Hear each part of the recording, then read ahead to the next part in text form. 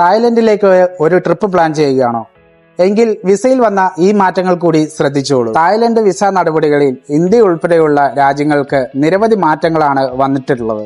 60 ദിവസത്തെ visa free entry നിർത്തിയിരിക്കുന്നു.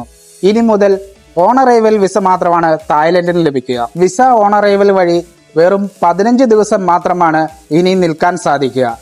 അതിൽ കൂടുതൽ നിങ്ങൾക്ക് വേണമെങ്കിൽ യാത്ര പുറപ്പെടുന്നതിന് മുമ്പ് ഈ വിസ നിർബന്ധമായും എടുത്തിരിക്കണം. ടൂറിസ്റ്റ് വിസ ആനുകൂല്യങ്ങൾ ഉപയോഗിച്ച് തായ്ലൻഡിൽ ദീർഘകാലം താമസിക്കുകയും അതിലൂടെ ജോലി ചെയ്യുകയും ചെയ്യുന്നതായി കണ്ടെത്തിയതിനെ തുടർന്നാണ് ഈ നടപടി.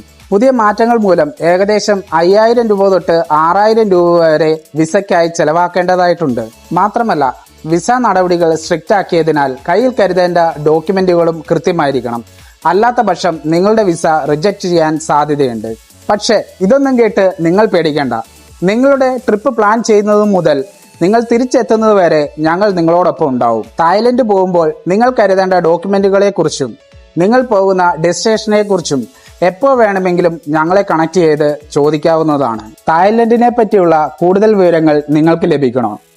Visa, travel updates, best places ഇവയെല്ലാം അടങ്ങിയ ഞങ്ങളുടെ ഡോക്യുമെന്റ്സ് നിങ്ങൾക്ക് വേണോ? എങ്കിൽ വീഡിയോയ്ക്ക് താഴെ തായ്ലൻഡ് എന്ന് കമന്റ് ചെയ്യും.